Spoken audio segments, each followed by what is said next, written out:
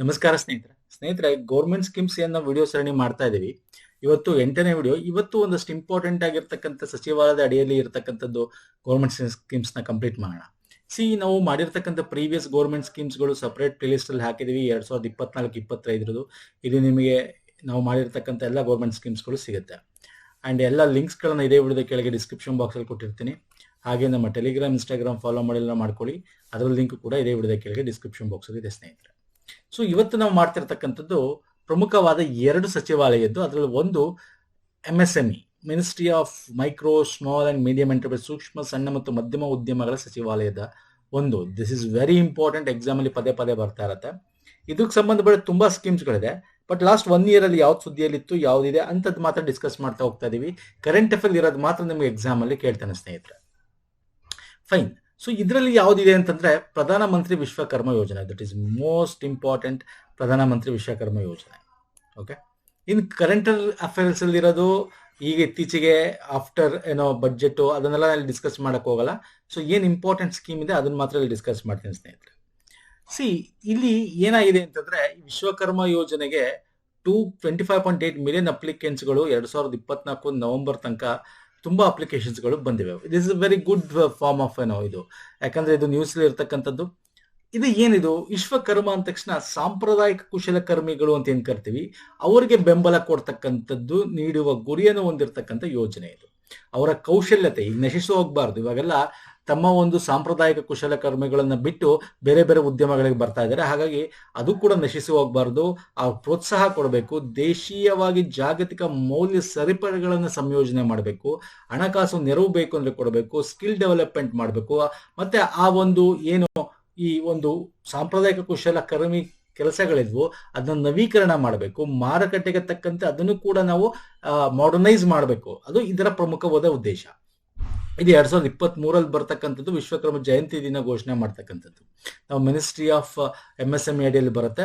ಇದಕ್ಕೆ ಕೇಂದ್ರದ ಯೋಜನೆ ಆಗಿರ್ತಕ್ಕಂಥ ಇದರಿಂದ ಕೇಂದ್ರ ವಲಯದ ಯೋಜನೆ ಆಗಿರ್ತಕ್ಕಂಥದ್ರಿಂದ 2023-24ರಿಂದ 27-28ರವರೆಗೆ ಪ್ರತಿ ಒಂದು ವರ್ಷನೂ ಕೂಡ ಬಜೆಟ್ ಇದಕ್ಕೆ ಹಣವನ್ನು ಒದಗಿಸಿರ್ತಾರೆ. ಇದು ಉದ್ದೇಶ ಏನು ಅಂತ ಆಲ್ರೆಡಿ ಹೇಳಿದೀನಿ. ಸಾಂಪ್ರದಾಯಿಕ ಕೌಶಲ್ಯಗಳನ್ನು ಬಲಪಡಿಸೋದು, ಆರ್ಥಿಕ ಸಬಲೀಕರಣ, ಅವ್ರನ್ನ ಆರ್ಥಿಕವಾಗಿ ಸಬಲೀಕರಣ ಮಾಡೋದು, ಮತ್ತು ಅವರ ಒಂದು ಪ್ರಾಡಕ್ಟ್ಸ್ ಗಳಿಗೆ ಅದಕ್ಕೆ ಮಾರುಕಟ್ಟೆಗೆ ಏಕೀಕರಣ, ಮಾರ್ಕೆಟ್ ಸೆಂಟ್ರಲೈಸ್ ಅದು ಮಾಡ್ತಕ್ಕಂಥದ್ದು ಇದರ ಪ್ರಮುಖ ಉದ್ದೇಶ. ಇನ್ನು ಸೈಲೆಂಟ್ ಫೀಚರ್ಸ್ ಇದರ ಒಂದು ಇದು ನೋಡೋದಾದ್ರೆ ಇದರಲ್ಲಿ ಒಂದು 18-25 ಸಾಂಪ್ರದಾಯಿಕ ಕುಶಲಕರ್ಮಿಗಳನ್ನ ಇದರಲ್ಲಿ ಲಿಸ್ಟ್ ಮಾಡ್ತಾ ಹೋಗ್ತಾರೆ. ನಾನು ಇಲ್ಲಿ ತೋರಿಸ್ತಾ ಹೋಗ್ತೀನಿ ನೋಡಿ. PM ವಿಶ್ವಕರ್ಮ ಯೋಜನೆಯಲ್ಲಿ 25 ಟ್ರೆಡಿಷನಲ್ ಟ್ರೇಡರ್ಸ್ ಯಾರ್ಯಾರು ಇರ್ತಾರೆ ಅಂತ.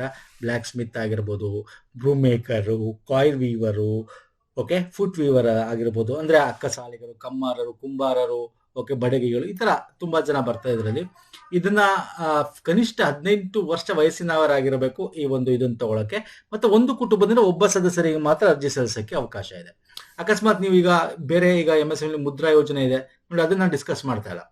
ಅದು ಇಂಪಾರ್ಟೆಂಟ್. ಅದನ್ನ ಕರೆಂಟ್ ಅಫೇರ್ ತುಂಬಾ ಡೀಟೇಲ್ ಡಿಸ್ಕಸ್ ಮಾಡಿದೀವಿ.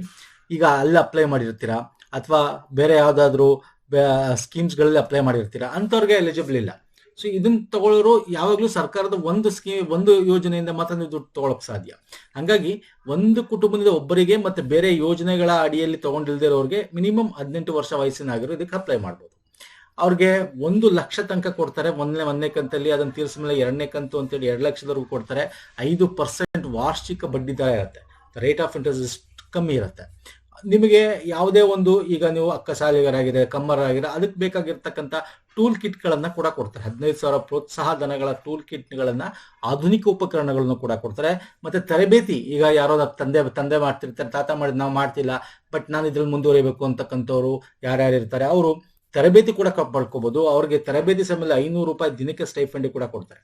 ಒಂದು 6 to 7 days, 15 days ಈ ತರ ಇರುತ್ತೆ. ನಾನು ಹೇಳ್ತೀನಿ ಮುಂದೆ. ಈ ರೀತಿ ತರಬೇತಿ ಪಡ್ಕೊಂಡವ್ರಿಗೆ ಅವ್ರಿಗೆ ಐಡೆಂಟಿಫೈ ಕೂಡ ಸಿಗುತ್ತೆ. ಅಂದ್ರೆ ವಿಶ್ವಕರ್ಮ ಪ್ರಮಾಣ ಪತ್ರ, ಗುರುತಿನ ಚೀಟಿ ಕೂಡ ಇದೆಲ್ಲ ಸಿಗ್ತಕ್ಕಂಥದ್ದು. ಅವರ ಒಂದು ಇದಕ್ಕೆ ಈಗ ಯಾವ್ದಾದ್ರು ಈಗ ಅಕ್ಕಸಾಲಿಗರಾಗಿರ್ಬೋದು, ಕುಂಬಾರರಾಗಿರ್ಬೋದು, ಕಮ್ಮರಾಗಿರ್ಬೋದು, ಅವರ ಪ್ರಾಡಕ್ಟ್ಗೆ ಮಾರುಕಟ್ಟೆ ಒದಗಿಸ್ಕೊಳ್ಳೋದು ಕೂಡ ಇದ್ರ ಅಡಿಯಲ್ಲಿ ಬರ್ತಕ್ಕಂಥ ಮಾರ್ಕೆಟಿಂಗ್ ಬೆಂಬಲ ಕೂಡ ಕೊಡ್ತಾರೆ.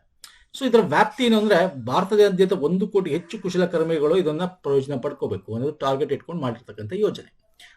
ಸ್ಕಿಲ್ ಡೆವಲಪ್ಮೆಂಟ್ ಆಗಿರ್ಬೋದು, ಎಲ್ಲ ಕೂಡ ಇದರಲ್ಲಿ ಬರ್ತಕ್ಕಂಥದ್ದು. ಮಾಡ್ತಕ್ಕಂಥದ್ದು.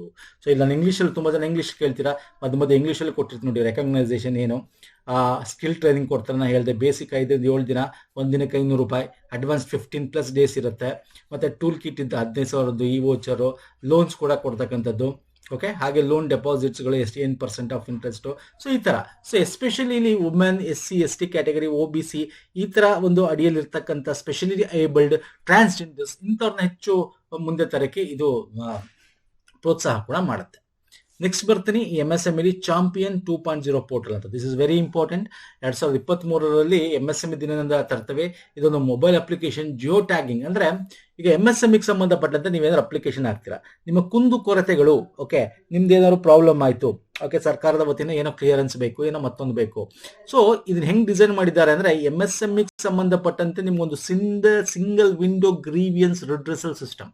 ಓಕೆ, ಒಂದು ಸಿಂಗಲ್ ವಿಂಡೋಲಿ ನಿಮಗೆ ಯಾವ ಕುಂದುಕೊರತೆಗಳಿರುತ್ತಲ್ಲ ಅದನ್ನೆಲ್ಲ ಕೂಡ ಪರಿಹಾರ ಮಾಡ್ತಕ್ಕಂಥದ್ದು ಈ ಚಾಂಪಿಯನ್ಸ್ 2.0 ಪೋರ್ಟಲ್. ಎಕ್ಸಾಮ್ ಅಲ್ಲಿ ಕೇಳ್ತಾನೆ ಇದನ್ನಲ್ಲ, ಚಾಂಪಿಯನ್ಸ್ 2.0 ಪೋರ್ಟಲ್ ಯಾವ್ದಕ್ಕೆ ಸಂಬಂಧಪಟ್ಟಿದೆ, ಓಕೆ, ಯಾವ ಸಚಿವಾಲಯದ ಬರುತ್ತೆ, ಯಾವ ಪರ್ಪಸ್ಗಿದೆ, ಅರ್ಥ ಆಗ್ತಿದೆಯಲ್ಲ. ಸೂಕ್ಷ್ಮ ಮತ್ತು ಸಣ್ಣ ಮಧ್ಯಮ ಉದ್ಯಮಗಳ ಸಚಿವಾಲಯದ ಅಡಿಯಲ್ಲಿ ಬರುತ್ತೆ. ಇದು ಕುಂದುಕೊರತೆಗಳನ್ನು ತ್ವರಿತವಾಗಿ ಪರಿಹರಿಸುವುದು, ಪಾರದರ್ಶಕತೆ ಹೆಚ್ಚಿಸುವುದು, ಟ್ರಾನ್ಸ್ಪರೆನ್ಸಿನ ಮಾಡುತ್ತೆ. ವ್ಯಾಪಾರದ ವಿವಿಧ ಅಂಶಗಳಲ್ಲಿ MSMEಗಳನ್ನು ಬೆಂಬಲಿಸಕ್ಕೆ, ಸ್ಪರ್ಧಾತ್ಮಕ ಉತ್ತೇಜಿಸಕ್ಕೆ ಕೂಡ ಇದು ಮಾಡುತ್ತೆ. ಅಂದ್ರೆ ಇದು 11 ಭಾಷೆಗಳಲ್ಲಿ ಇದೆ ಸ್ನೇಹಿತರೆ ಪೋರ್ಟಲ್. ಓಕೆ, ಹಿಂದಿ, ಅಸ್ಸಾಮಿ, ಗುಜರಾತಿ, ಬಂಗಾಳಿ, ಕನ್ನಡ ಸೇರಿದಂತೆ 11 ಭಾಷೆಗಳಲ್ಲಿ ಲಭ್ಯ ಇದೆ. ನಿಮ್ಗೆ ರಿಯಲ್ ಟೈಮ್, ಓಕೆ, ನೀವೇನಾದ್ರು ಅಪ್ಲೈ ಮಾಡಿರ್ತೀರ ಅಥವಾ ಏನಾದ್ರು ಕ್ಲಿಯರೆನ್ಸ್ ಬೇಕು, ರಿಯಲ್ ಟೈಮ್ ಪರಿಣಾಮಕಾರಿಯಾಗಿ ನಿಮ್ಗೆ ರಿಪ್ಲೈ ಬರುತ್ತೆ. ಮತ್ತೆ ಇದರ ಆರ್ಟಿಫಿಷಿಯಲ್ ಇಂಟೆಲಿಜೆನ್ಸ್ ಚಾಲಿತ ಚಾಟ್ ಬೋಟ್ಗಳು ಇರ್ತವೆ. ಹಾಗಾಗಿ ಟರ್ನ್ ಅರೌಂಡ್ ಟೈಮ್ ಅಂತ ಏನ್ ಕರಿತೀವಿ, ನೀವೇನಾದ್ರು ಕ್ವಶನ್ಸ್ ಕೇಳೋದೇನಾದ್ರು ಅಕಸ್ಮಾತ್ ನಿಮ್ಗೆ ಏನೋ ಕ್ಲಿಯರೆನ್ಸ್ ಬೇಕು ಅನ್ನೋ ಟಕ್ ಅಂತ ನಿಮ್ಗೆ ಅಪ್ರೂವಲ್ ಬರೋದು, ಅದಕ್ಕೆ ಬೇಕಾಗಿರೋ ಡಾಕ್ಯುಮೆಂಟ್ ಎಲ್ಲ ಆನ್ಲೈನ್ ಮುಖಾಂತರ ಮಾಡ್ತಕ್ಕಂಥ. ಮತ್ತೆ ಜಿಯೋ ಟ್ಯಾಗಿಂಗ್ ಅಪ್ಲಿಕೇಶನ್ಸ್ ಇದೆ. ನೀವು ಯಾವ ಕ್ಲಸ್ಟರ್ ಅಲ್ಲಿ ಇದ್ದೀರಾ, ಯಾವ ಜಿಯೋ ಟ್ಯಾಗ್ ಅದು ಮಾಡ್ಬಿಟ್ರೆ ಅದು ಆಟೋಮೆಟಿಕ್ ಆಗಿ ವೆರಿಫೈ ಮಾಡುತ್ತೆ, ಏನಿದೆ ಎಲ್ಲ ಆಪ್ಷನ್ಸ್ಗಳನ್ನ ತಗೊಂಡು ನಿಮ್ಗೆಲ್ಲ ಕ್ಲಿಯರ್ ಮಾಡ್ಕೊಡುತ್ತೆ. ಇದ್ರ ಅಡಿಯಲ್ಲಿ 25 ಸಚಿವಾಲಯಗಳು, ಇಲಾಖೆಗಳು ಕೆಲಸ ಮಾಡ್ತವೆ. ಓಕೆ, ಈಗ MSME ಅಂದ ತಕ್ಷಣ ಬರೀ ಮಿನಿಸ್ಟ್ರಿ ಅಂದಲ್ಲ, ಅಲ್ಲಿ ನಿಮಗೆ ಸಂಬಂಧಪಟ್ಟಂತೆ ಬೇರೆ ಯಾವ್ದಾದ್ರು ಅಪ್ರೂವಲ್ ಬೇಕಾಗಿರ್ಬೋದು, ಅದಕ್ಕೆ ಸಂಬಂಧಪಟ್ಟಂತೆ ಆ ಕ್ಲಸ್ಟರ್ ಅಲ್ಲಿ ನಿಮಗೆ ಕೈಗಾರಿಕಾ ಕ್ಲಸ್ಟರ್ ಅಲ್ಲಿ ಬೇರೆ ಇನ್ನೊಂದು ಯಾವ್ದೋ ಸಚಿವಾಲಯದ ಅಪ್ರೂವಲ್ ಬೇಕಾಗಿರ್ಬೋದು, ಅರ್ಥ ಆಗ್ತಿದೆಯಲ್ಲ. ಸೊ ಈಗ ಎಲೆಕ್ಟ್ರಿಸಿಟಿಗೆ ಸಂಬಂಧಪಟ್ಟಂತೆ, ಸೊ ಹಂಗೆ ಈ ತರ 25 ಸಚಿವಾಲಯಗಳು ಇದರಲ್ಲಿ ಅಡಿಲಿ ಇರ್ತದೆ. ನೀವು ಯಾವ್ದು ಬೇಕು ಒಂದೇ ಸಿಂಗಲ್ ವಿಂಡೋಲಿ ನಿಮ್ಮೆಲ್ಲ ಕುಂದುಕೊರತೆಗಳು ಕೂಡ ಬಗೆಹರಿಸ್ತಕ್ಕಂಥ ಒಂದು ಇಂಪಾರ್ಟೆಂಟ್ ಪೋರ್ಟಲ್, ಚಾಂಪಿಯನ್ಸ್ 2.0 ಪೋರ್ಟಲ್ ಅಂತ. ಅರ್ಥ ಆಗಿದೆಯಲ್ಲ.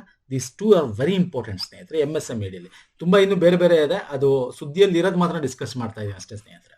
Next, ministry of new and renewable energy, very important. ಇದು ಹೊಸ ಮತ್ತು ನವೀಕರಿಸಬಹುದಾದ ಇಂಧನ ಸಚಿವಾಲಯ ಅಲ್ವಾ. ಇದು ಇತ್ತೀಚೆಗೆ ತುಂಬಾ ನಾವು ಕರೆಂಟ್ ಅಫೇರ್ ಕೂಡ ನೋಡ್ತಾ ಇರ್ತೀವಿ. ಇದಕ್ಕೆ ಸಂಬಂಧಪಟ್ಟಂತೆ ಎಕ್ಸಾಮ್ ಅಲ್ಲಿ ಕ್ವಶನ್ಸ್ಗಳು ಬರ್ತಾ ಇರ್ತವೆ. ಓಕೆ, ನೋಡೋಣ ಬನ್ನಿ. Especially national green hydrogen mission ನೋಡಿ, ಇತ್ತೀಚೆಗೆ ಮಂತ್ಲಿ ಕರೆಂಟ್ ಅಫೇರ್ಸ್ ಎಲ್ಲ ಮಾಡಿದ್ವಿ, ನೋಡಿರ್ಬೇಕು ಅನ್ಸುತ್ತೇನೆ. ಮೇ ತಿಂಗಳ ಪ್ರಮುಖ ಪ್ರಶ್ನೆ ಅಲ್ಲೂ ಕೂಡ ನಾನು ಡಿಸ್ಕಸ್ ಮಾಡಿದ್ದೆ ಈ ನ್ಯಾಷನಲ್ ಗ್ರೀನ್ ಹೈಡ್ರೋಜನ್ ಮಿಷನ್ ಬಗ್ಗೆ. ಏನು hydrogen world hydrogen summit and exhibition ನಡೀತು. ಎಲ್ಲಿ ನಡೀತು, ಅದರಲ್ಲಿ ಏನೇನಾಯ್ತು, ನಾವು ನ್ಯಾಷನಲ್ ಗ್ರೀನ್ ನಮ್ಮ ಭಾರತದಲ್ಲಿ ಯಾರು ಪಾರ್ಟಿಸಿಪೇಟ್ ಮಾಡಿದ್ರು, ಎಲ್ಲಿ ನಡೀತು ನೋಡಿ. ಇವೆಲ್ಲ ಕರೆಂಟ್ ಅಫೇರ್ ರಿಲೇಟೆಡ್. ಸೊ ಇದಿದೆ ಅಂತ ತಕ್ಷಣ ನಿಮಗೆ ನ್ಯಾಷನಲ್ ಗ್ರೀನ್ ಹೈಡ್ರೋಜನ್ ಮಿಷನ್ಸ್ ಬಗ್ಗೆನೂ ಕೂಡ ಎಕ್ಸಾಮ್ ಅಲ್ಲಿ ಕೇಳ್ಬಿಡ್ಬೋದು. ಇದೊಂದು ರಾಷ್ಟ್ರೀಯ ಹಸಿರು ಹೈಡ್ರೋಜನ್ ಮಿಷನ್ ಅಂತ ಕರಿತೀವಿ. ಇದಕ್ಕೆ ಒಂದಷ್ಟು ಮಾರ್ಗಸೂಚಿಗಳನ್ನು ಬಿಡುಗಡೆ ಮಾಡಿದೆ ಸಚಿವಾಲಯ, ಇಂಧನ ಸಚಿವಾಲಯದ ಅಡಿಯಲ್ಲಿ, ನವೀಕರಿಸಬಹುದಾದ ಇಂಧನ ಸಚಿವಾಲಯದ ಅಡಿಯಲ್ಲಿ. ಇದೇನಿದು ಅಂತಂದ್ರೆ, ಇದು ನಮ್ಮ ಸ್ವಾವಲಂಬನೆ ವೆರಿ ಇಂಪಾರ್ಟೆಂಟ್. ಆಮದನ್ನ ಕಮ್ಮಿ ಮಾಡಿಕೊಂಡು ರಫ್ತನ್ನ ಜಾಗತಿಕವಾಗಿ ನಾವು ಇಂಧನದಲ್ಲಿ ನಾವು ಮುಂದೆ ಬರಬೇಕು ಅಂತ ಭಾರತ ಈ ಹೈಡ್ರೋಜನ್ ರಿನ್ಯೂವಬಲ್ ಎನರ್ಜಿಯಲ್ಲಿ ಒಂದು ಟಾಪ್ ಅಲ್ಲಿ ನಿಂತ್ಕೋಬೇಕು ಅಂತಕ್ಕಂಥದ್ದು. ಅಂದ್ರೆ ನಮ್ಮ ಭಾರತವನ್ನ ಇಲ್ಲಿ ಹೇಳ್ಕೊಂಡು ಡಿಕಾರ್ಬನೈಸೇಷನ್ ಮಾಡಬೇಕು, ಪೊಳಕೆ ಇಂಧನ ಆಮದಿನ ಮೇಲಿನ ಅವಲಂಬನೆ ಕಮ್ಮಿ ಮಾಡಬೇಕು, ಹಸಿರು ಹೈಡ್ರೋಜನ್ ತಂತ್ರಜ್ಞಾನ ಯುಟಿಲೈಸ್ ಮಾಡ್ಕೋಬೇಕು, ಮತ್ತೆ ಮುಂದಿನ ಒಂದು ಮಾರ್ಕೆಟ್ ಅಲ್ಲಿ ಭಾರತ ಇದರ ನಾಯಕತ್ವವನ್ನು ಪಡ್ಕೋಬೇಕು ಅನ್ನೋದು ಇದರ ಪ್ರಮುಖವಾದ ಉದ್ದೇಶ. ಸ್ವಾವಲಂಬಿ ಆಗ್ಬೇಕು ನಾವು ಇಂಧನದಲ್ಲಿ, ಅದರಲ್ಲಿ ಎಸ್ಪೆಷಲಿ ಶುದ್ಧ ಇಂಧನ, ಕ್ಲೀನ್ ಎನರ್ಜಿ ಅಂತ ಕರಿತೀವಿ. ಓಕೆ, ಕ್ಲೀನ್ ಎನರ್ಜಿಯಲ್ಲಿ ನಾವು ಸ್ವಾವಲಂಬಿ ಆಗ್ಬೇಕು. ಸೊ ಹಂಗಾಗಿ ಈ ಗ್ರೀನ್ ಹೈಡ್ರೋಜನ್ ಮಿಷನ್ ಇದೆಯಲ್ಲ, ಹಸಿರು ಹೈಡ್ರೋಜನ್ ಮಿಷನ್, ಹೈಡ್ರೋಜನ್ ಇಂದ ನಾವು ಒಂದು ಶಕ್ತಿಯನ್ನು ಉತ್ಪಾದನೆ ಮಾಡ್ಕೋಬಹುದು ಅಂತ. ಓಕೆ, ಸೊ ಹೆಂಗಾಗತ್ತೆ ಅಂದ್ರೆ ವಾಟರ್ ಯೂಸ್ ಮಾಡಿಕೊಂಡು ಎಲೆಕ್ಟ್ರೋಲಿಸಿಸ್ ಅಂತ ಕರಿತೀವಿ, ಅದನ್ನ ಮಾಡಿದಾಗ ಹೈಡ್ರೋಜನ್ ಸಿಗುತ್ತೆ ನಮ್ಗೆ. ಈ ಹೈಡ್ರೋಜನ್ ಇಂದ ನಮ್ ಕಾರ್ಬನ್ ಉತ್ಪತ್ತಿ ಆಗೋದು ಆಲ್ಮೋಸ್ಟ್ ನಿಲ್ಲಿರುತ್ತೆ.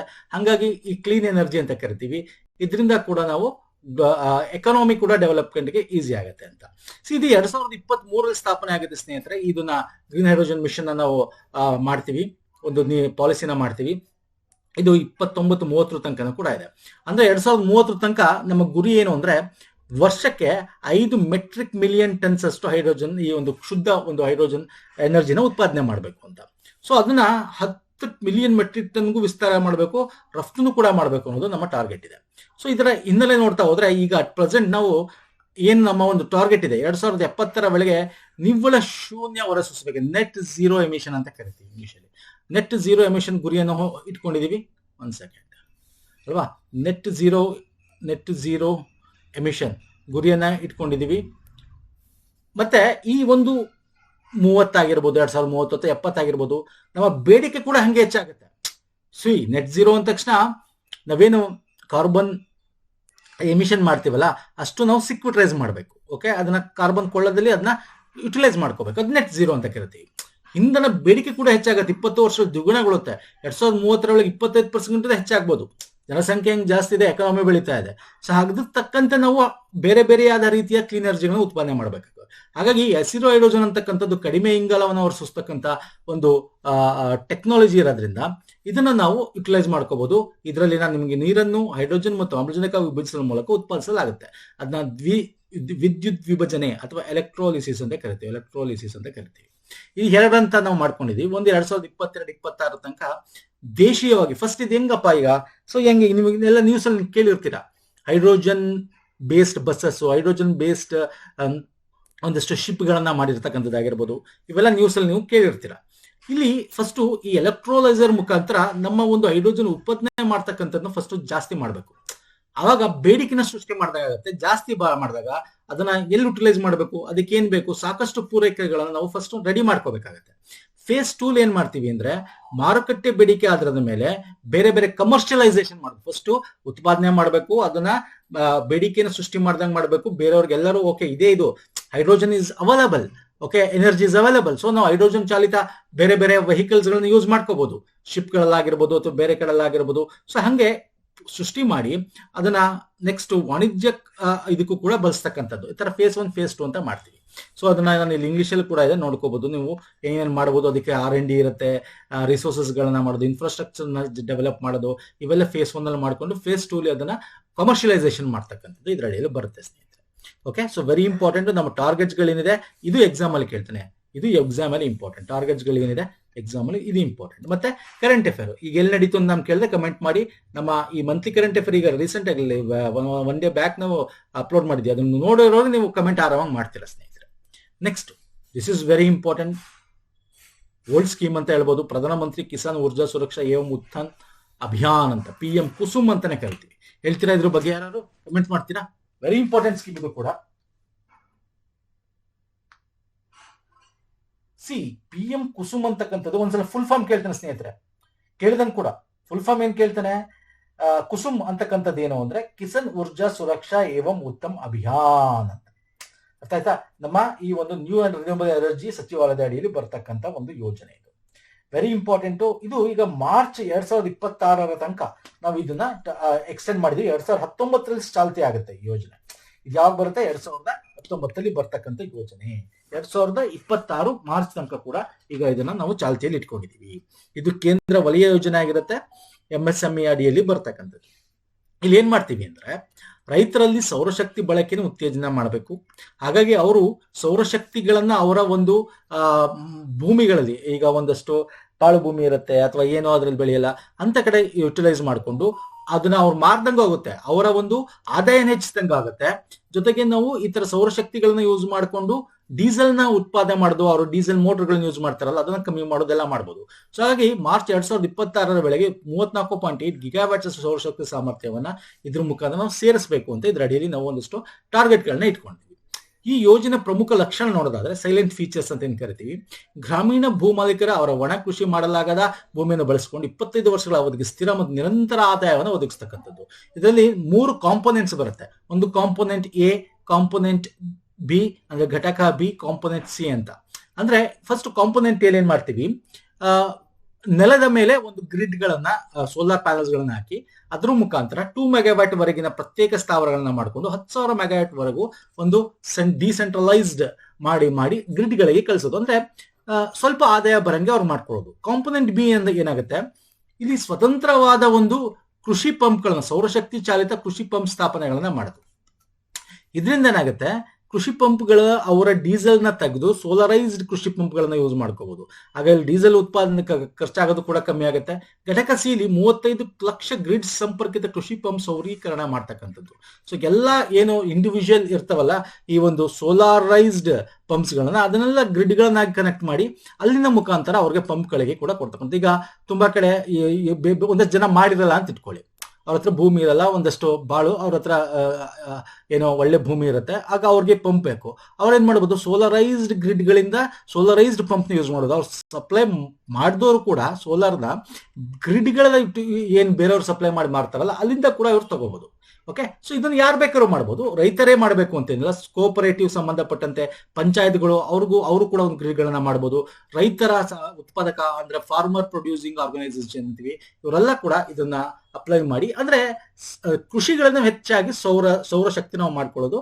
ಇದರಿಂದ ರೈತ ಉತ್ಪಾದಕ ಕಂಪನಿಗಳಿಗೆ ಜಾಸ್ತಿ ಪ್ರಾಫಿಟ್ ಬರೋಂಗು ಕೂಡ ಮಾಡ್ದಂಗಾಗುತ್ತೆ, ಕ್ಲೀನ್ ಎನರ್ಜಿ ಕೂಡ ಸಿಕ್ತಂಗಾಗುತ್ತೆ. ಅರ್ಥ ಆಗ್ತಿಲ್ಲ, ವೆರಿ ಇಂಪಾರ್ಟೆಂಟ್. ಇದೇ ತರ ನಮ್ಮ ನಗರಗಳಲ್ಲೂ ಕೂಡ ಮಾಡ್ತೀವಿ. ಓಕೆ, ಇಲ್ಲಿ ಇದೆ ನೋಡ್ಕೊಳ್ಳಿ, ನಾನು ಇಂಗ್ಲಿಷ್ ಅಲ್ಲಿ ಕೊಟ್ಟಿದ್ದೀನಿ. ಇದೇ ರೀತಿ ನಗರಗಳಲ್ಲೂ ಮಾಡ್ತೀವಿ. ಅದನ್ನ ಪ್ರಧಾನಮಂತ್ರಿ ಸೂರ್ಯ ಘರ್ ಮುಫ್ತ್ ಬಿಜ್ಲಿ ಯೋಜನಾ ಅಂತ ಕರಿತೀವಿ ಅಲ್ವಾ. ಇದು ಹಳ್ಳಿಗಳಲ್ಲೂ ಸೆಮಿ ಅರ್ಬನ್ ಅಲ್ಲೂ ಕೂಡ ಮಾಡಬಹುದು. 1 ಕೋಟಿ ಟಾರ್ಗೆಟ್ ಇಟ್ಕೊಂಡಿರ್ತಕ್ಕಂಥ ಯೋಜನೆ ಇದು 2024ರಲ್ಲಿ ಘೋಷಣೆ ಮಾಡ್ತಾರೆ. 24ರಿಂದ 26, 27 ತನಕ ಅವಧಿಯಲ್ಲಿದೆ. ಇಲ್ಲಿ ಏನು ಅಂದ್ರೆ ಪ್ರತಿಯೊಂದು ಮನೆಯ ಮೇಲೆ ಸೋಲಾರ್ ರೂಫ್ ಟಾಪ್ ಗಳನ್ನ ರೆಸಿಡೆನ್ಷಿಯಲ್ ಹೌಸ್ ಹೋಲ್ಡ್ಗಳ ಮೇಲೆ ಮಾಡ್ತಕ್ಕಂಥದ್ದು. ಓಕೆ, ಅವರೇ ಓನ್ ಎಲೆಕ್ಟ್ರಿಸಿಟಿ ಸಪ್ಲೈ ಮಾಡಿ, ಈಗ ಹೆಂಗೆ ನಾವು ಅದನ್ನ ನಮ್ಮ ಮನೆಗೆ ಯುಟಿಲೈಸ್ ಮಾಡಿಕೊಂಡು ಅದನ್ನ ಗ್ರಿಡ್ ಮುಖಾಂತರ ಡಿಸ್ಕಾಮ್ಗಳಿಗೆ ಸಪ್ಲೈ ಮಾಡ್ತಕ್ಕಂಥದ್ದು. ಡಿಸ್ಕಾಮ್ಸ್ ಅಂದ್ರೇನು, ಈಗ ನಮ್ಮ ಕರ್ನಾಟಕದಲ್ಲಿ KPDC ಇದೆ ಅಲ್ವಾ ಸರ್, ಅದೇ ತರ ಮೆಸ್ಕಾಂ, ಬೆಸ್ಕಾಂ, ಪಿಸ್ಕಾಂ ಇವೆಲ್ಲ ಡಿಸ್ಕಾಮ್ಸ್ಗಳೇ. ಸೊ ಈ ತರ ಉದ್ದೇಶ ಏನು, ಸೌರ ಮೇಲ್ಚಾವಣಿ ಸಾಮರ್ಥ್ಯದ ಪಾಲನೆ ಹೆಚ್ಚಿಸುವುದು, ಮನೆಗಳು ಸ್ವಂತವಾಗಿ ವಿದ್ಯುತ್ ಉತ್ಪಾದಿಸಲು ಅನುವು ಮಾಡಿಕೊಳ್ಳುವುದು, ಇದು ಅದರ ಉದ್ದೇಶ. ಇದು ಕೇಂದ್ರ ವಲಯ ಯೋಜನೆ ಆಗಿರುತ್ತೆ. ಇಲ್ಲಿ ಮಾದರಿ ಸೌರ ಗ್ರಾಮವನ್ನ ಫಸ್ಟ್ ಮಾಡ್ತಾರೆ. ಸೋಲಾರ್ ಒಂದು ಮಾಡೆಲ್ ಗ್ರಾಮವನ್ನ ಮಾಡಿ ಅದ್ರ ತರ ಪ್ರತಿ ಜಿಲ್ಲೆಯಲ್ಲೂ ಈ ತರ ಮಾಡಿಕೊಂಡು ಅದನ್ನ ಇಂಪ್ಲಿಮೆಂಟ್ ಮಾಡೋದು ಇದರ ಒಂದು ಪ್ರಮುಖವಾಗಿ ಒಂದು ಟಾರ್ಗೆಟ್ ಇಟ್ಕೊಂಡಿದ್ದಾರೆ. ಸೊ ಇದರಿಂದ ಏನಾಗುತ್ತೆ, ಆದಾಯ ಕೂಡ ಈಗ ಮಧ್ಯಮ ವರ್ಗದ ಮನೆಗಳಲ್ಲಾಗಿರ್ಬೋದು, ಈ ಸೌರ ಮೇಲ್ಚಾವಣಿ ರೂಫ್ ಟಾಪ್ RTS ಅಂತ ರೂಫ್ ಟಾಪ್ ಸೋಲಾರ್ ಅಂತ ಏನ್ ಕರಿತೀವಿ ಇಲ್ಲಿ, ಇದ್ರ ಮುಖಾಂತರ ಕಡಿಮೆ ಮತ್ತು ಮಧ್ಯಮ ಆದಾಯದ ಮನೆಗಳಿಗೆ ವಿದ್ಯುತ್ ಒದಗಿಸುವುದಾಗುತ್ತೆ.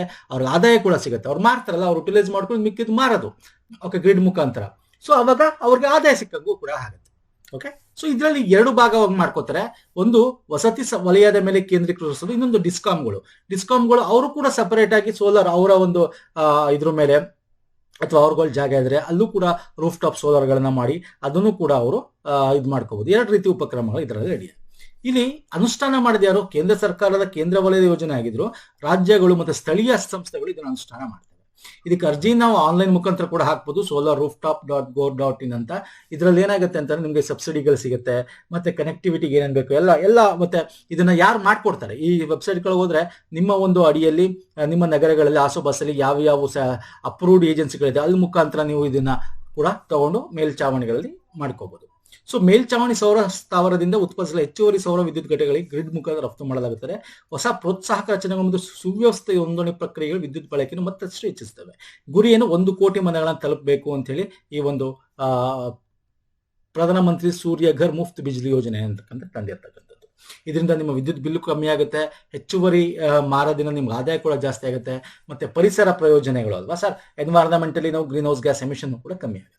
ಸೊ ಇದೆಲ್ಲ ನಾವು ministry of renewable energy resources ಅಡಿಯಲ್ಲಿ ಬರುತ್ತೆ, ನ್ಯೂ ಆ್ಯಂಡ್ ರಿನ್ಯೂಬಲ್ ಎನರ್ಜಿ ಸಚಿವಾಲಯದ ಅಡಿಯಲ್ಲಿ ಬರ್ತಕ್ಕಂಥ ಸ್ಕೀಮ್. ಸೊ ಇದಿಷ್ಟು ನಾನು ನೋಡಿ ಇವತ್ತು ಡಿಸ್ಕಸ್ ಮಾಡಿದ ಪ್ರತಿಯೊಂದು ಸ್ಕೀಮ್ ಕೂಡ ಇಂಪಾರ್ಟೆಂಟ್, ಮೋಸ್ಟ್ ಇಂಪಾರ್ಟೆಂಟ್ ನಾವು ಯಾವಾಗಲೂ ಡಿಸ್ಕಸ್ ಮಾಡೋದು ಎಕ್ಸಾಮ್ ಅಲ್ಲಿ ಬರ್ತಕ್ಕಂಥದ್ದು. ಸೊ ಇಷ್ಟ ಆಗಿದೆ ಅನ್ಕೋತೀನಿ. ಇಷ್ಟ ಆಗಿದೆ ಲೈಕ್ ಮಾಡಿ, ಶೇರ್ ಮಾಡಿ, ಸಬ್ಸ್ಕ್ರೈಬ್ ಮಾಡ್ಕೊಂಡೆಲ್ಲ ಮಾಡಿ. ನೋಡಿ ನಾವು ಪ್ರೀವಿಯಸ್ ಮಾಡಿರೋದು ಸಪ್ರೇಟ್ ಪ್ಲೇ ಲಿಸ್ಟೇ ಇದೆ. ನಾವು ಪ್ರೀವಿಯಸ್ ಎಲ್ಲ ನೀವು ಗೌರ್ಮೆಂಟ್ ಸ್ಕೀಮ್ಸ್ಗೆ ಸಂಬಂಧಪಟ್ಟಂತೆ ನೋಡ್ಬೋದು. ಇದು 8ನೇ ವಿಡಿಯೋ, ಪ್ರೀವಿಯಸ್ ನೀವು ಮಾಡಿರ್ತಕ್ಕಂಥ ಎಲ್ಲ ವಿಡಿಯೋಗಳನ್ನು ನೋಡ್ಬೋದು. ಹಾಗೆ ನಮ್ಮ ಟೆಲಿಗ್ರಾಮ್, ಇನ್ಸ್ಟಾಗ್ರಾಮ್ ಫಾಲೋ ಮಾಡ್ಕೊಳ್ಳಿ. ಲಿಂಕ್ ಡಿಸ್ಕ್ರಿಪ್ಷನ್ ಬಾಕ್ಸಲ್ಲಿ ಅಥವಾ ಪುನೀತ್ ಫೋರಮ್ ಅಂತ ಸರ್ಚ್ ಮಾಡಿ ನೀವು ಈ ಸಿಂಬಲ್ ಎಲ್ಲ ಸಿಗುತ್ತೆ, ಜಾಯ್ನ್ ಆಗ್ಬೋದು. ನೆಕ್ಸ್ಟ್ ವಿಡಿಯೋ ಪುನಃ ಸಿಗ್ತೀನಿ. ನಮಸ್ಕಾರ, ಧನ್ಯವಾದಗಳು. Thank you so much.